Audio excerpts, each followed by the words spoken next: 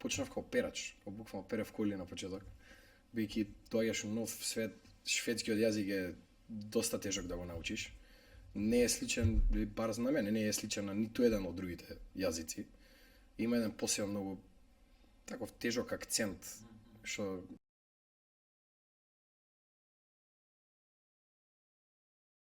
Добро вечер, патриоти и патриотки, добре дојдете во 15-та епизода на Патриотски муабети. Ова ќе ни биде последна епизода во оваа сезона и се надевам дека ќе имаме нови сезони каде што ќе отвараме и други теми и ќе збориме за други работи.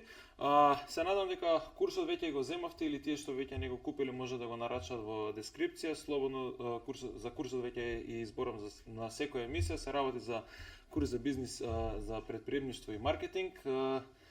И доколку имате некои коментари во врска со курсот, пишете во порака или па на имейл. Денеска ни е интересен гостин за човек кој живеел тука, бил во МВР, потоа се преселил, отишол во странство и сега пак повторно се враќа во Македонија и сака да отвори бизнис.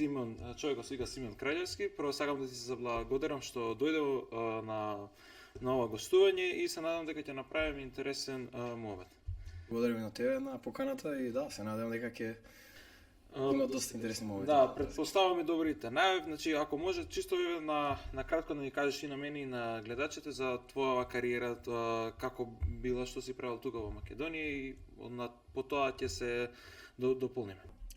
Мојата кариера почна доста многу рано или најрано, само што завршив средна школа. Само што напојам во 18 години, така и испадна првиот конкурс после долго време на МВР што го имаше 2012-13 година, ако не се лажам беше. Уште тогаш аплицирав за конкурсот во МВР и за некоја чудна среќа, наистина чудна среќа, не беше многу испланирано да влезам, но влегов или како да кажам, успев да влезам во академијата, полициска академија, иако беше конкуренцијата огромна, до последен момент немаше во ниеден список и од така 90 минута некако добив одговор дека ме примаат тотално неспремен, 18 години, младо дете, само што сум завршил средно и влагаш во полициска академија. Има предности тоа и негативности, мислам дека не е најпаметен чекор во животот што може да се деси, но така ми почнува. На 18 години почнав на полициска академија, или приемните на почеток пред МВР. Кога завршил тоа, после продолжуваме добивам решение во МВР. Колку време си во МВР? Колку време сум? Да, во МВР 5 години точно бев. И на кои позиции си бил? Ги поминав буквално сите позиции. Сите позиции што може. Точно 5 години имавме некој си као договор што не смеевме да напуштиме. До последен ден го изедов, така некако испадна добар тајминг.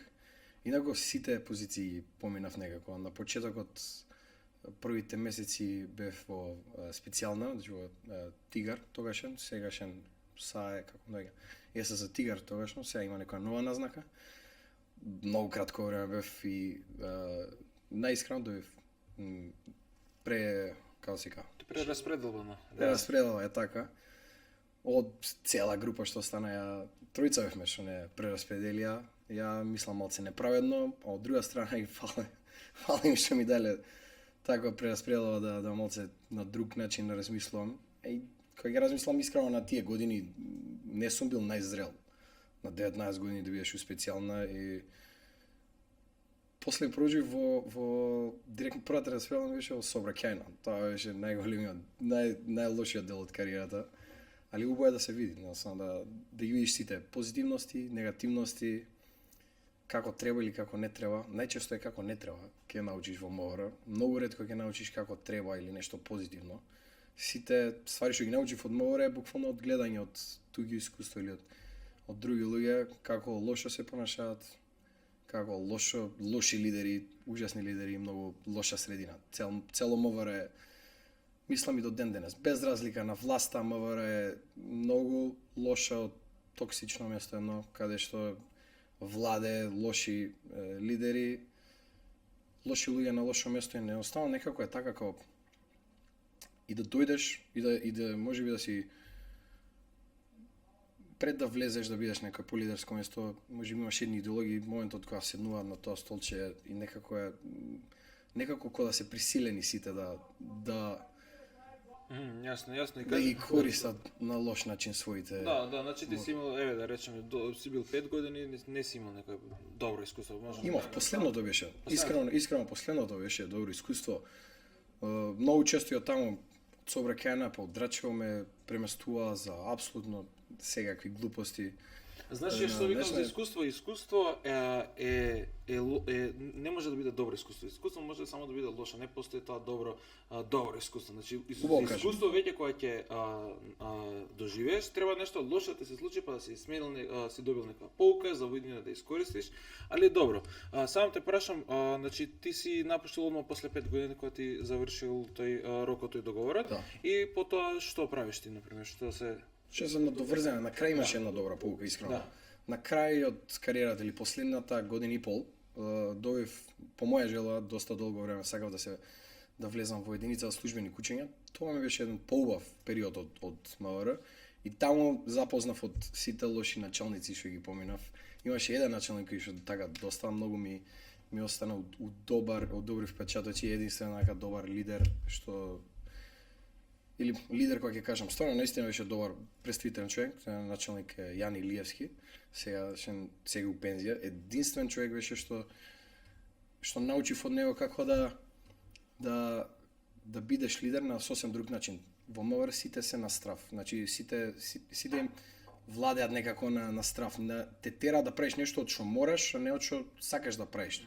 Не те наведуваат да направиш нешто на мотивационен начин или од што треба. Во МВР тоа е само на страв.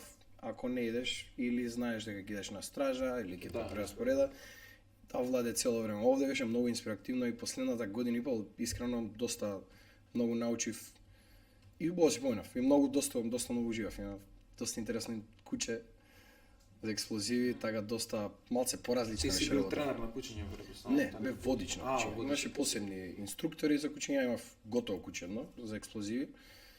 И обично тоа што одевме во пратња со вип личности пред нив, пред настани. Па прилично возбудлива работа, интересно. Да, не секој може да има такава работа со кучење. Предпоставам и си сакал кучење, мислам да тоа такви животи. И се уште ми се така во љубов. Се уште си чувам така да тоа беше доста интересна работа. И така беше еден тајминг точно кога некако пред крај последната година, пред да истече, наистина и уште тогаш некако имав таа некоја длабока жела, не се пронаоѓав и покрај тоа што беше убаво последната година, не се пронаоѓав во МВР, ипак е стварно една лоша како да наречем, на лоша организација, лоша атмосфера, кај да си.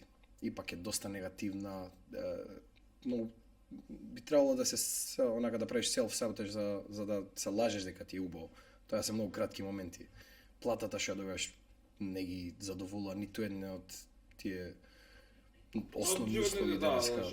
Така да тоа беше доста лошо. И понатака како течеше, како да кажам, како доаѓаме до Шведска, тоа е баш последната година ја запознав сегашна сопруга. И првично немавме план да се преселам на таков начин, пошто и до ден денес, љубовта према Скопје, према Македонија, тоа е не знам, страшна, не можеш да ја тој што се знае. Да, особено малце да се тргнеш на страна, станува и уште поголема и затоа многу често си доаѓам. Но така некако испадна да ја запознам сопругата, да ето од љубов дефинитивно се земаме. Сега ме две дечиња уште чекаме на пат и таа беше единствената причина што се преселив, искрено. Како одлучивте да се преселите? Како одлучивте дека МВР не е за тебе, дека можеби е Шведска и зашто Шведска, например? Конкретно МВР тогаш беше за мене малце други гледни точки имав. Пак бев тој што бев, како да кажам, пак бев насочен. Пак си го сакав делум на работата. Ако правевме од друга страна мовет за сопругата, она да се пресели од Шведска. Тука тоа би бил малце поголем шок за незе. И дали ќе се пронеде па она тука. Она веќе беше добро стационирана, исто со работа, или тоаш го привршуваше факултетот, а имаше пак работа. Си имаше свој стан и некако беше беше ја да дојдам натаму да пробам. И така ви беше договорот. Баш беше една инспиративна така, која запросив, приказната беше, баш ја запросив во касарната Илинден, таму кај што сагав да се вратам во специјална, кај што ми избрка. Така беше некако, ја го оставав, приказна беше дека буквално ја го оставам мојата желба овде за да се преселам во Шведска за да бидам со нејза. И па добро беше, добро, не жалам, како да кажам. На почетокот од кариерата, уште од прв ден, таму започнав да работам кај во нивниот фамилиарен бизнис кај татко и на сопругата. И почнав онака the very basic. Најпочеток он имаше голема фирма за све за коли. Значи од продажба до репарација, фарбање, авторизиран сервис за Volkswagen групација, така да имаше доста многу. Што ќе те прекинам, сопругата ти живеела во Шведска? Она е македонка што е родена во Шведска, значи мајка татко се македонци. Да. Или Југословија кои ги прашале. Да. Така да така некако испадна. Таму кучам, како да кажам, за наетот или све околу коли, али најмногу се пронедов во продажбата.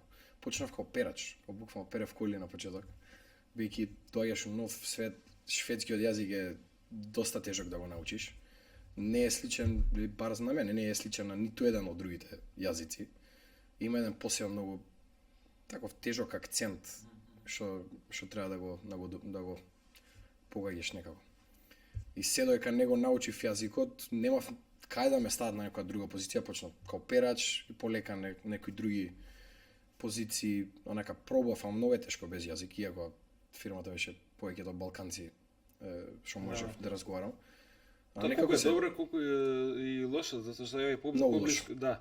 Нема да го научиш јазикот, ама ќе се зближиш со луѓе, така да за на долг план е. Так, многу лошо и лошо е бидејќи во Шведска многу лесно можеш да најдеш, многу лесно можеш да препознаеш балканец кој збори шведски со тој нашиот акцент и особено ако си покрај нив ќе научиш нешто од шведскиот на дефинитивно на погрешен начин. И некако кога се пронедов на продажба, што беше малце под друг сектор од фирмата, кај што имавме повише швеѓани доаѓаат како клиенти и таму го научив јазикот. Пробав во школа да идам, али шведските школи не беа некако не се пронеав во школите. Некако клупата ме асоцираше на старото време, веќе имаш 25 години наполнето и така некако не се пронедов и така сам го научив, али за доста брзо време го научив јазикот. И колку време ствари ти се решил во Шведска, колку период? Па таму работев 3 години и потоа отворив своја фирма. Бидејќи како да кажам, сам некако почна тоа предприемаштвото во мене да се развива се поише и поише. Работиш во туѓа фирма, имаш милиони идеи како млад човек, вака се направи, онака се направи. Не можеш да ги направиш сите тие работи. И се решив да отворам своја фирма. Да, знам дека многу македонци има во Шведска. Кој град беше точно? Јас сум во Стокхолм. Повеќето наши македонци се од Гетеборг или Малме. Да, јас сум во Стокхолм, и кај нас дефинитивно ги има доста многу. Али е малце сосем различен живот од Стокхолм, таа као метропола, како да кажам, и во разлика од Малме и Гетеборг се малце сосем различни. Ако можеш да ги споредиш работниве односи во Македонија и во Шведска, например, која се тие разлики? Што е подобро во Шведска, што е полошо во Македонија или што е, ако можеш да направиш некоја компарација? Во Шведска би рекол дека дисциплината е многу поголема. Него во Македонија па воглавно разликите. Знаеш, мислам дека и мотивацијата го прави сето своето. Кога добиваш кога си доволно платен во Шведска, помотивиран си и знаеш да си ги следиш сите работи што треба да си ги направат и знаеш да не знаеш некако осеќаш некоја морална одговорност да бидеш одговорен на работа, тоа што малце не го гледам туку во Македонија. Па чак и но и законите се сосем други, искрено. Во законите работникот е многу позаштитен, но и претприемачот е доста позаштитен, или тој работодавецот, односно е доста заштитено од друга страна.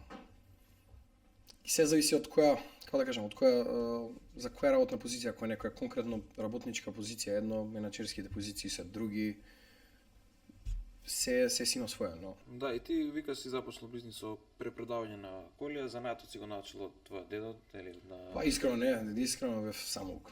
Бар за продажбата, бидејќи он овде беше малце на друг сектор, не беше уопште поврзан со продажба директно. Сам се снајдов, искрено сам се снајдов и доста беше тешко, немав некоја голема, немаш ни од кој да имаш поддршка. Искрено малце работите таму се подруги за одредени позиции се многу, работите се онака многу лежерни, многу се и не се многу добро дојдени швегените да научат директно. Бидејќи онака, например, мене ме интересира нешто да сметководство, седиш покрај сметкоител или ревизоров, како кажам, и пробуваш да поставуваш некои прашања, ама они се како јас имам плата за да ти го водам овие фактори и толку е, нака многу се онака коцкасти умното размислување. Али тоа од друга страна па ми направи онака. Имаш све е достапно кај нас на интернет. Колку кај нас например, овие па сите правила ги имаш, седнеш и ги читаш и ги пробуваш да ги сватиш и мислам дека најдобро се учиш така. Ја буквално така се научив, буквално. За сите закони, за сите како треба, што треба. И како се одвиваше процесот на препродавање? Ги купуваше од некого, ги поправаше колите, па ги препродаваше или Ние имаме малце специфична работа, или како почнавме. Јас се насочив да работам само бизнес то бизнес, само да продавам кон други автосалони во Европа, односно значи од Шведска купувам коли од нашиот пазар на разни места и ги продам на други автосалони во Европа. Тоа ми беше еден ниш и не бегав од тој ниш. Како почнав на многу интересно почнав, мислам, беше на почеток беше fake it till you make it, дефинитивно. Као немав пари, значи немав пари да купам, да уложам пари во некоја кола, па да чекаш да ја препродаш, него ја бев као, окей, гледам го, анализирам неговиот пазар на некој клиент, ако конкретно го таргетираме, гледаме што коли има он во залиха, засфатам што коли му се интересни, прилика ги знаеш маргиналите со кои не се задоволили, знаеш кои коли да му ги понудиш и за која цена, за да него му биде прифатливо. И така и почнав. Значи првите коли што ги продав, односно беа прен ги добив парите, и со нивните пари ги купив колите, им ги однесам. Беше тотално нека fake it till you make it. Јасно, да. Али тоа за да го направиш беше така доста, треба бидеш доста. Коливе да аукција ги земаш или Тогаш не. За да добиеш таков статус да можеш да имаш право да купуваш коли на аукција, малце треба да ти биде избилдена фирмата за општо да ти дозволат. Има некои поаматерски аукции кај што ќе ти дозволат директно да ги купиш колите, но ова беше директно, како да кажам, купени коли од дилершип и препродаени директно доле. Да, и еве ти си живеел таму 5 години, рече така? И после зашто после 5 години одлучуваш еве да се вратиш тука во Македонија? Што ти беше Да. Ја бизнисот со Македонија го поврзав уште многу рано. Бидејќи сам бев горе, немам на првите, како да кажам, првите месеци немавме ни канцеларија, работев тотално од дома, све дигитално, све преку телефон, преку имејл. Првата, како да кажам, канцеларија што отворив беше у Скопје и тука најдов, како да кажам, вработени, што ми помага во процесот на купување и продање. Дали има некои што конкретно например за италијанскиот пазар, имаме агент што збори италијански, директно ги контактира италијанците, веќе пример. Италијанците они се доста многу расистички настроени. Од една страна ултра се несигурни и никој не го збори англискиот јазик. За чудо, никој не го збори. Ретко да најдеш некој. Тоаш немаше ChatGPT, беше уште Google Translate за комуникација и многу ми олесна првиот вработен кога го земавме со италијански јазик. Тоа олесна многу работата. Многу стана како да кажам, лесна комуникацијата со нив. Со Германија се уште контактираме на англиски, французите се така доста challenging предел. Продаваме, ама не сме толку активни на тој пазар. Си ги држиме исто балканските земји, Србија, Словенија доста многу купува. И све тоа различно. Али да, прашањето беше како го поврзав. Прво отворив канцеларија во Скопје, кај што тука имавме вработени. Но тие вработени работеа се уште за истиот тој проект. Значи продававме коли од Шведска према Европа. И сега ова е новото што покрај тоа што видовме доста многу коли на пријателска база донесовме во Македонија, гледаме дека има интерес, дека има малце еден поинтересен недо може да кажам дека е недопрен маркет, на Blue Ocean Market, каде што не работат доста толку многу на нарачка, него се продаваат колите што се веќе на лагер. Тоа го видов као окей, го нема ова доста многу често. И затоа решивме сега да уведеме као на нов сегмент, да продаваме коли по нарачка за македонскиот пазар. И кажи ми ова делот за нарачка, на пример, некој ако сака да нарача да купи кола во Македонија, принципот треба ти одиш во автосалон и го гледаш автомобилот, ако ти се допаѓа го взимаш и тоа е тоа. Да. А кажи ми и ти пред гледачите како вие работите, како вие го правите делот на нарачки со автомобили? Па по случај на пример кога не би нашол кола што има на македонскиот пазар, ако имаш некој малце поспецифичен модел што го бараш и го нема на нашиот пазар, тоа доста често се деша, ние можеме да дојдеме во сусрет кај што ќе помогнеме да го најдеме тој модел на европскиот пазар и да ти го понудиме и да го донесеме во Македонија, царинето и све да има до македонска регистрација. Тоа е едно од начините што работиме, кои што ги бараме тие модели што ги нема, или од друг начин, на пример конкретно го гледам драстични големи разлики во цените во Европа и колку се продаваат одредени коли во Македонија, и на многу коли може дефинитивно се достигнат пониски цени преку нас и можеме да едноставно да помогнеме да ја спуштиме цената до минимум, до најниската цена можно. Бидејќи одредени коли што се популарни, ги гледам на Македонија, мислам, кога ќе направиме разлика од тоа што го има кај нас на реклама 5, пазар 3, ние обичните страни доста се многу скапи, као има маргинали на коли што малце се неетички, малце се преголеми. На прилика колку се движат маргиналите вака во процентуално, ако можеш да кажеш, или на пример за една кола од 10.000 евра, ако треба се царини на пример да речеме 5-6.000, во просек знаеш ли колку вие ги го кратите трошокот на пример за ја намалувате цена, баре процентуално? Според тоа што го гледам, Која е вашата предност од другите компании кои препродаваат автомобили? Тоа ми е прашањето. предноста е наистина дека сме многу потранспарентни. Колата можеш да ја видиш, да ја купиш пред да дојде во Македонија, да ја видиш у тоталната состојба која е купена, пред да биде шминкана, пред да биде враќана километраж, дека што знаеме дека многу прават. Тоа е едно од најголемите предности, мислам, бидејќи исто многу не се свесни нашиве купувачи тука, дека поголемиот дел од возила што ги гледаме, особено тие што се малце поевтини, доаѓаат као товарни со 2 седишта, па ги преправаат задниве седишта, ги прават као патнички, мада документи се уште остануваат као товарни, и тоа не е истото возило што го посакуваш. Едно Citroen C3 што е најчестото, 90% од возилата што ги увезуваат доаѓаат као 2 седишта, комерцијални возила што ги возат низ Белгија, Франција, кои ги доаѓаат во Македонија, накнадо ги ставаат задните седишта за да го направат као да биде као нормално. Да. Така да има многу разлики. Особено имам најголемата разлика ќе се најдат во тие возила што се над 20.000 евра. Гледам дека отприлика македонскиве фирми искрено маргиналот има некојаш над 20-25%, што е малце стварно брутален и неетички според тоа што го гледаме ние во кај нас во Европа. Сега од друга страна ги сваќам до некаде, али мислам дека е сепак онака неетички. Затоа ние онака имаме предноста бидејќи ние не треба да ги уложиме парите како они што ги уложат. Они ги уложуваат парите, колата може да се продаде за месец дена, може да за 6 месеци. Да кажем, рентата си тика за нив, така да за нас ние правиме афера директно, ние не ги заклучуваме нашите пари, затоа можеме да им угодиме на купувачите многу пониски цени неголи клиентите. Да, еве на пример голем број на коли се увезуваат од Бугарија. Претпоставам вака и ти што мислиш, кој е процентот на удрени коли што се носат тука кај нас? Бугарија е или враќа на километраж? Бугарија е ултра голем. Ја Бугарија не би препорачал на апсолутно никој да купи кола што увезено во Бугарија, бидејќи едноставно Бугарија би била трета рака во тој случај, најчесто.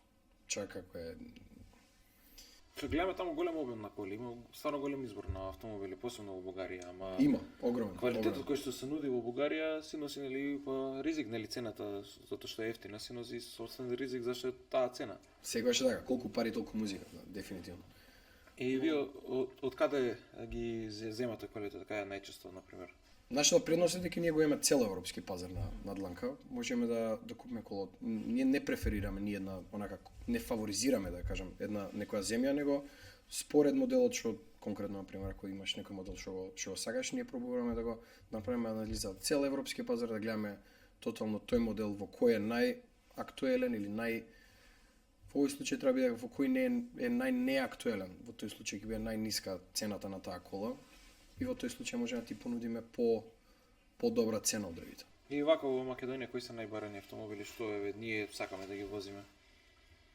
Па како што гледам и по порувачката е стандардот. Мало или мини джипчиња, што ги мини SUV, строго да е дизел. Да. Се е доста чудно и малце не се согласувам со нив. Зашто дизел толку се борат, знаеш кај нас? Просто најмала потрошувачка дизел, конкретни поевтино на пазар да ја купиш. Кај нас исто се тера таа теза дека германските коли се повеќе практикувани, отколку можеби јапонските, американските, ај. Не знам ти што мислиш? Мислам дека секој има се има своји предности и негативности, многу е тоа преференции. Конкретно доста многу коли сум прошол така да не фаворизирам некој посебно. Секоја кола на своја. Вака да се, ако може да споделиш и на мене и на гледачите, колку автомобили имаш продадено? Ние продаваме конкретно 2023-2024 продавме по 330, 350 возила. Имаме во Шведска правиме обрт точно нешто испод 5 милиони евра годишно. И продаваме коли од буквално секакви, сега овсено. Значи бизнисот ти работи и уште и во Шведска, претпоставам, така? Да, имаме фирма во Шведска и керка фирма во Скопје, кои се поврзани. Јасно. И сега, колку вработени имаш, ако може да споделиш? Моментално сме 8 вработени, но планот е да треба да стигнеме до околу 15 вработени. За да го заситиме целиот пазар што го имаме, сите позиции. Имавме една интересна точка до скоро време, пробував, малце ми беше така исто како предизвик. Има некои интересни европски као грантови за бизниси кои ги буткаат онака женскиот пол кои го буткаат во машко доминирана бранша. Еден период бевме само или јас и само женски вработени. Али беше малце тешко, доста многу челенџинг искрено, малце се откажавме и дојде нова машка сила. Па добро, гледа се автомобилската индустрија стварно наменета за мажи, па не знам колку би помогнал тој фонд, многу, дали? Искрено многу, бидејќи ние сме у продажба, женските се многу посослушани. Да. На cold calling, например, да се јавиш директно на некој што не го познаваш, женско бар ќе биде сослушан на крај крај. Машко да некако е по антипатично, осетиш ли дека е нешто. Да. Ние не продаваме никад директно, ние пробуваме да се запознаеме, отпосле да пробаме да понудиме тоа што имаме. И приметувам дека женските се сослушани, можеби нема да има некоја реализација, но се сослушани. И така да бар у нашава бранша не мора да имаш познавање од автомобилската индустрија или познање од брендови кола, него поише онака.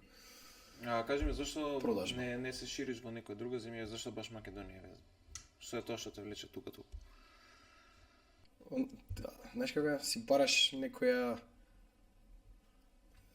не можам да кажам за анимација, но си бараш некоја приказна како да си доаѓаш почесто тука.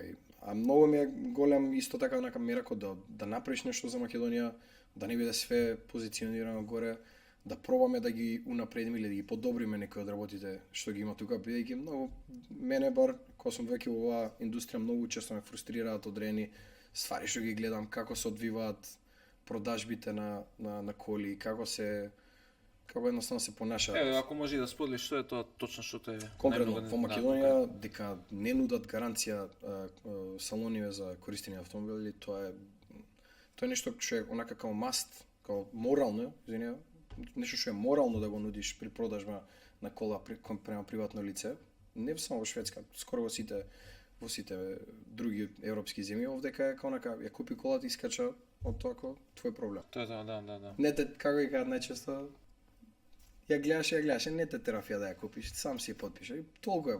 Дали Жали вие се. као крал груп можеби? Не, ние ја пробам да си ја продолжам, нема зашто да да ги разликуваме или да тие ствари како што работиме во Шведска, работиме тука исто така во Македонија. Секое возило што го продаваме има минимум 3-месечна гаранција, се зависи кое возило колку има поминато и какви се состојбите, така да. А кој дава гаранцијата за тоа? Ние лично ја даваме гаранцијата.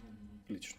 Си го зијаме, тој Што ризик. значи таа гаранција за целото возило, за моторот, за кој Па конкретно не можеме да кажеме дека е за целото возило, но Да. основните ствари што најмногу не засегаат мотор, мењач, дефинитивно и одредени минимални функции. Си имаме еден посебен договор што еден ист договор е што го имаме со сите клиенти. И кажи ми, како оди процесот на купување на автомобил преку таа аукција што ја збориш и како Не, го аукции не е најчесто искрено. Аукции се многу чести во Европа, бидејќи имаме некои посебни закони за одредени фирми, например. Денес, конкретно во Шведска, например, сите финансиски институции мора да ги продаат своите автомобили преку аукција за да биде тоа фер на давањето. Немаат право да ја продаат колата за некоја фиксна цена директно. И тоа станува некако по-често да биде тоа на аукција или конкретно, например, возилата што ги има во Шведска, што се на оперативен лизинг нешто. Оперативен лизинг можеш да купиш исто за фиксна цена. Јасно. Него што се државни возила на било на дали општина, дали некоја државна институција што ги имаат многу често, тие се морално да идат на аукција за да бидат препродаени, тоа е едно. Но најчесто имаме директни контакти со други официјални дилери. Тие имаат најчесто најголем, како да кажам, немаат проблем, ама имаат потреба од помош да исто го исчистат одреден од стариот лагер, што имаме право да ги купиме за малце поредуцирани цени, така да има малце поише канали на купување. Исто има, се зависи кој возил за кој пазар, може да купиме од приватно лице, да ја препродаеме директно, тоа е се зависи кој ни е клиентот. И еве како на пример вие се маркетирате во Шведска, како ќе се маркетирате во Македонија, како се маркетирате на пример зборевме за дигитал маркетинг, какви тактики користите, која ви е стратегија, ако може да конкретно маркетинг е малце послава страна во Шведска, но не се фокусираме многу на маркетинг бидејќи не ни е ни потребен. Наистина моментално сме доста презаситени. Бидејќи имаме клиенти кои константно купуваат од нас и бизнис то бизнис е малце по-различен сегмент на продажба. Поише се фокусираме на да градиме релација со нашите клиенти, конкретно ако имам некоја продажба на некој нов клиент, букирам карта без разлика кај идам го посетувам клиентот и во живо пробувам да го како да кажам да го запознаш многу повеќе, малце поише да се соживееш со него бидејќи ние начинот на кој што ние работиме или мојот ниш како ја се пронео себе си е да ги најдам сите тие точки на проблеми кои ги имаат нашите клиенти и да пробам да ги решам. Бидејќи во продажбата на возила конкретно бизнис то бизнис си носи друга проблематика освен цената. Многу често е папирологијата, одредени дозволи за возило, тоа е комерцијално возило, кои све документации им треба за они да ги регистрираат возилата. Имаме доста многу голем предизвик кога продаваме од Шведска, што е доста многу либерална земја. Италија што е многу слична на Македонија за чудо, кај што е буквално све папирологија, Шведска е све дигитално. Нашите клиенти да купат кола од нас, например, идат со нашите документи, многу често им се нејасни, не ги прифаќаат, па треба некои имаме посебни онака предизвици. Така да пробам да им ги сватам сите нивни проблеми што ги има, да сватам како можам да им ги решам, тогаш им ја презентирам аферата или понудата која имам за нив. А нели е подобро за крал групацијата да вие продавате директно да се фокусирате директно да продавате према купувачите, туку вие продавате прво нели на автосалоните? Зашто така се свртале на таков чекор на пример? Управо си има поголема заработка, но да би продал кон приватно лице ти треба салон и можеш да продаш директно и вака онлайн, но ќе биде продажбата многу послаба. Те обврзува со работно време, те обврзува со персонал, евентуално е така локал, како што рековме, што ние го немаме. Ние работиме најчесто имаме и канцеларија во Стокхолм, имаме канцеларија тука во Девор Мало, Имаме и доста флексибилно работно време, можеме и од дома да работиме и таа како да кажам, тоа задоволство не ќе да си гоускратам. Јасно, да. Сакав да прашам, значи автосалонот тебе ти вика, дај ми на пример таа и таа кола, така и ти ја бараш таа кола или повеќе автомобили, на пример. Така се договарате или ти му нудиш имам ваков автомобил за оваа цена, дали сакаш да го купиш? Која ви е стратегијата за продавање? Ги има и двата сегменти што ги напомена, но најчесто е обратното. Најчесто е кога веќе имам некоја фирма таргетирана. Го имам неговиот, како да кажам, неговата залиха веќе имам бидејќи објавена му е дали на Mobile.de, Autoscout, било некој од тие вебсайти. Можеш да видиш конкретно која му е залихата, да сватиш кои се колите што он ги продава или која е таа група на луѓе што ги бара. Дали е тоа поише комерцијални возила, дали е тоа поише мали градски возила, поголеми транспортни возила, се зависи, нели. Кога веќе знаеш што нима, што него му треба, во Италија на пример ги знаеме конкретно маргиналите со кои што ни се задоволуваат и ние пробуваме цело време да бидеме испод тие цени, да имаме веќе готова понуда што е 90% да. Има случаеви кај што он ќе ми рече, окей, конкретно имам клиент, ја продав ова Audi A3, имам уште еден клиент, пошле ми најдеш таква слична и директно се фокусираме кон таа кола.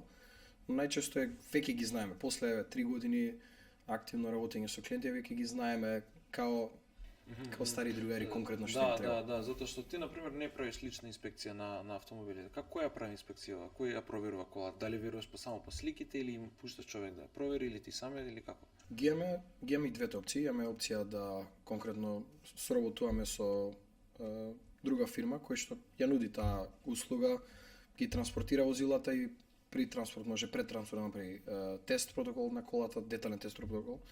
Во Шведска е многу убаво бидејќи секоја фирма си сноси своја одговорност. Конкретно ако сум пратил фирмата да направи детален чекап на возилото, пропуштиле нешто за возилото, ја имам право да побарам оштета од нив за тоа. Била пукната шофершената, не ја видел возачот, не ми ја пријавил и они си го прифаќаат тоа. Најчесто особено во Шведска имаме доста добра релација со сите. Доколку е од конкретно се зависи која аукција, каква репутација има аукцијата, доколку они пропуштат нешто, дојде колата со одредена штета или квар на мотор, имаме право да ја вратиме во одредени случаеви или имаме право да си побараме оштета. А и сепак си сносиме, како да кажам, сепак си имаме на морална одговорност и да се деси нешто на возилото, дали во транспорт, дали во машине, може да се деси било кога, си ги сносиме тие одговорности. Ќе мора да си ги подкрепиме сами. Доста често се дешава, но затоа имаме. Што на пример некој нарачува кола, му стига тука во Македонија, на местото каде што било продадено се проверило, сега тука испаѓа дека има некој квар, сериозен квар, да речеме многу илјадници евра, и тогаш на пример што е следното? Конкретно стои трошокот на нас, си го сносиме трошокот. Се е дешавало, но како да кажам, конкретно се дешава така, едно возило на 20 да има некоја конкретно доста голема штета или нешто, но мораме да го смислиме. Да, што не е пријавено. Имале сме тоа возило Ford Ranger, скоро дојде еден клиент наш, доаѓа вика за Македонија или што? Не, во Италија, конкретно, цел клима компресор вика го нема. Вика нема, не работи, отфарат мотор, фали компресоров. Тоа си добиваме, си платите. Да, си платив. Бидејќи конкретно тоа не беше уставките на таа аукција што ја купивме колата, немавме право да ја. А што на пример за Македонија, како води тогаш процедурата? Исто, доколку е нешто различно тоа што сме ти го ветиле, тоа си легне на наш трошок дефинитивно, сериозно. Да, ова е, не знам, интересен бизнес модел, што можеби во Македонија не знам кој друго го прави, можеби. Конкретно не знам дали обично се рекламираат, ама сите преферираат да си го продадат, да си ги продадат колите во залиха. Да. И како ви оди наплаќањето? Вие колку наплаќате за услугата, процентуално од вредноста на колата или си имате некоја фиксна цена? Па немаме фиксна цена, се во зависност од цената на колата. Но целокупната цена ќе биде секогаш поевтино тоа што го има на маркетот, тоа можам да гарантирам, бидејќи едноставно ги знаеме и ние и овие дилери како да кажем, автосалони во Скопје и Македонија, од исто место можеме да купиме кола. Од исти места, исти аукции се, исти цени ги гледаме, точно знаеме и за колку пари ги купуваат тие коли, така да можеме само да бидеме потранспарентни и по-реални со Да, цените. и која е на пример разликата од еден обичен човек да си бара кола онлайн да си купи и вие што вие нудите плюс екстра, зашто човек би одел преку вас, а не сам на пример да ја рече. Да, кога добро прашање. Тие канали од кај што ние можеме да ги купиме колите се наистина малце ограничени, немаат право да купат приватните лица. Особено ако се на одредени аукциски фирми и особено кога веќе ние си ја знаеме работата и кога би купиле некоја кола што би била директно од одреден дилершип, знаеме како да ја изрегулираме цената, да ја спуштиме, да се договориме на подруг начин и плюс да имаме одредена гаранција, додека наистина како приватно лице, кога би отишол во Германија да купиш кола од било кој дилершип, ја добиваш колата, искочили од тој Јасно, да. плац, иста приказна ко во Македонија.